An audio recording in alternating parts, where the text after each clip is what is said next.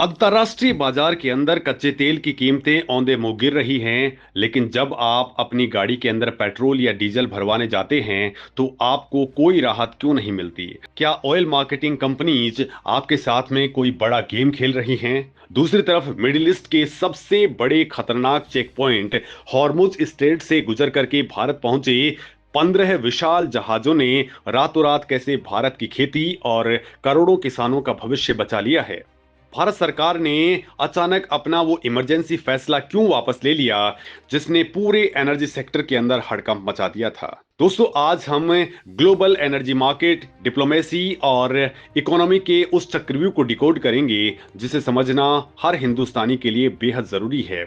ये सिर्फ तेल और गैस की बात नहीं है, ये बात है उस भारत की जो दुनिया के सबसे बड़े सिक्योरिटी क्राइसिस के बीच भी अपने नेशनल इंटरेस्ट को सुरक्षित रखना चाहता है। इस वक्त ग्लोबल एनर्जी मार्केट के अंदर एक बहुत बड़ा टेक्टोनिक शिफ्ट देखने को मिल रहा है। ओपेक प्लस, जिसके अंदर रसिया, ईरान और सऊदी अरेबिया समेत 22 देश शामिल हैं, उन्होंने एक ऐसा फैसला किया है जिसका सीधा असर भारत की इकोनॉमी के ऊपर पड़ने वाला है। दोस्तों, अवेलेबल डेटा और रिपोर्ट्स के मुताबिक ओपेक प्लस कंट्रीज अपने तेल उत्पादन के अंदर 1,88,000 बैरल प्रतिदिन की बढ़ोतरी करने के ऊपर सहमत हो गए हैं। सालों से यह बढ़ोतरी सिर्फ कागजों पर अटकी हुई थी, क्योंकि मिडिल ईस्ट के अंदर चल रहे कॉन्फ्लिक्ट के कारण हॉर्मुज स्ट्रेट लगभग ब्लॉक हो चुका है। फारस की खाड़ी के देशों के लिए कच्चा तेल निकाल पाना एक हाई रिस्क सिचुएशन बन गया था। लेकिन अब जियोपॉलिटिकल इक्वेशन बदल रहे हैं। वॉशिंगटन और तेहरान के बीच में एक अंतरिम शांति समझौते के संकेत मिले हैं, जिसके बाद में सऊदी अरेबिया और यूएई ने अपने ऑयल शिपमेंट लगभग युद्ध से पहले के लेवल पर पहुंचा दिए हैं।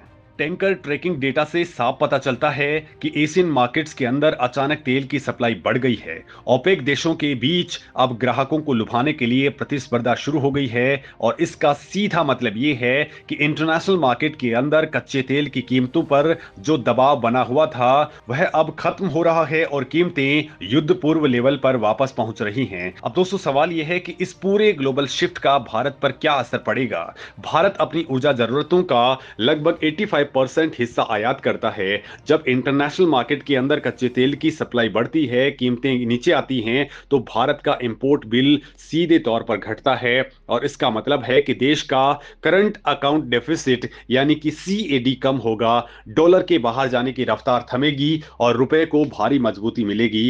ये भारत की इकोनॉमी के लिए एक संजीवनी की तरह है, क्योंकि इंपोर्ट बिल घटने से सरकार के पास में इंफ्रास्ट्रक्चर और डेवलपमेंट के लिए ज्यादा पैसा मिलेगा। और दोस्तों, यहीं पर ही सबसे बड़ा सवाल उठता है जो हर आम आदमी के दिमाग में गूंज रहा है। अगर क्रूड ऑयल सस्ता हो रहा है, तो फिर पेट्रोल और डीजल के दाम कम क्यों नहीं हो रहे? क्या आम जनता को लूटा जा रहा है? तो दोस्तों, असली सच जानकर के आप हैरान रह जाएंगे।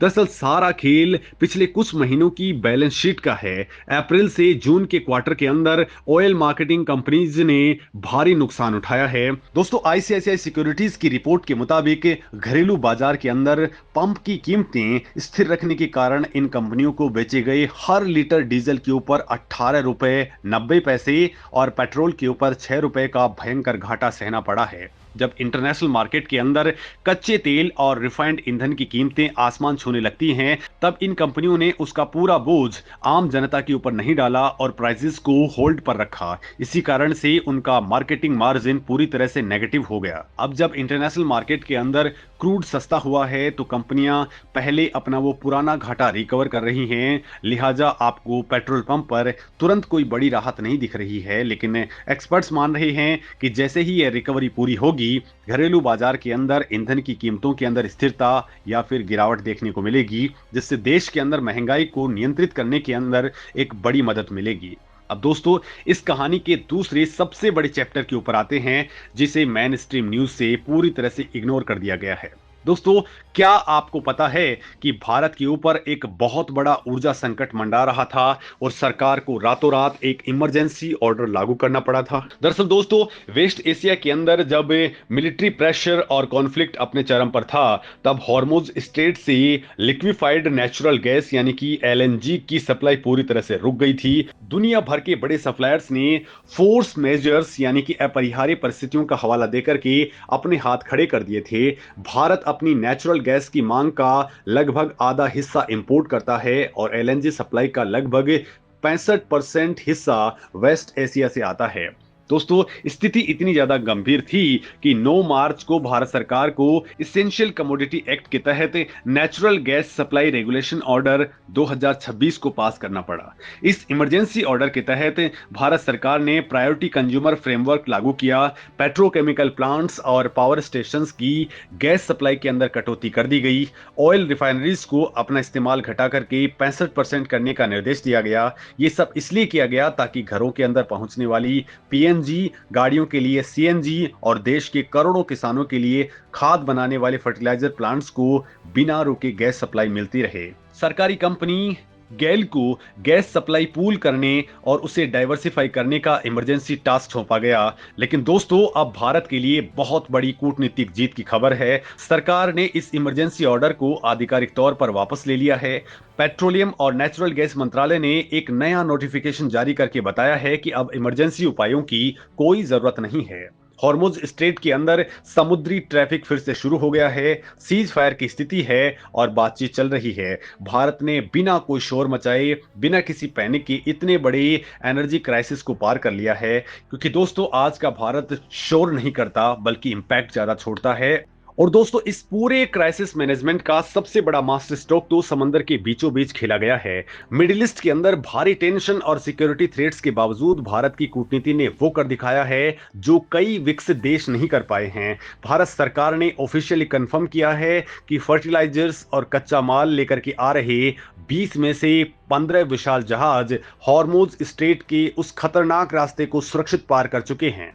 ये जहाज कोई मामूली कार्गो लेकर के नहीं आ रहे। इनमें 3,32,000 टन यूरिया, 2,57,000 टन डीएपी और 1,11,000 टन सल्फर मौजूद है, जो सीधा भारत के बंदरगाहों तक पहुंच रहा है। केंद्रीय मंत्री जेपी नड्डा ने साफ किया है कि ग्लोबल सप्लाई चेन पूरी तरह से टूट चुकी थी। माल ढुलाई का समय और लागत दोनों बढ़ गए थे, लेकिन भारत के मिशंस ने प्रोएक्टिव डिप्लोमेसी का बेहतरीन उदाहरण पेश किया है। ओमान, मलेशिया, वियतनाम, रसिया, मिस्र, अमेरिका और सऊदी अरेबिया जैसे देशों से लगातार संपर्क साधा गया और लाल सागर के रास्ते सप्लाई को बिना रोके जारी रखा गया। जहां दुनिया प्रेशर देखती है, भारत ने वहां अपॉर्चुनिटी को तलाश लिया। दोस्तों, जब दुनिया भर के फर्टिलाइजर प्लांट्स गैस की कमी से बंद हो रहे थे, तब भारत ने अपने प्लांट्स को 100% गैस सप्लाई बहाल कर दी। इसका नतीजा ये हुआ कि वित्त वर्ष 2026-27 की पहली तिमाही के अंदर भारत का घरेलू उत्पादन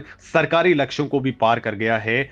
यूरिया का उत्पादन 67 लाख टन के टारगेट के मुकाबले 71,55,000 टन रहा है। डीएपी का उत्पादन 8,61,000 टन के टारगेट को पार करते हुए 9,84,000 टन तक पहुंच गया है। दोस्तों, आज की डेट में भारत ने अपनी 383 लाख टन की सालाना जरूरत के मुकाबले 197,56,000 टन खाद का बफर स्टॉक रेडी कर लिया है, जो देश की सालाना मांग का 51% से ज्यादा है। दोस्तों, भारत ने देश के किसानों को ग्लोबल क्राइसिस की एक भी आंच नहीं आने दी है।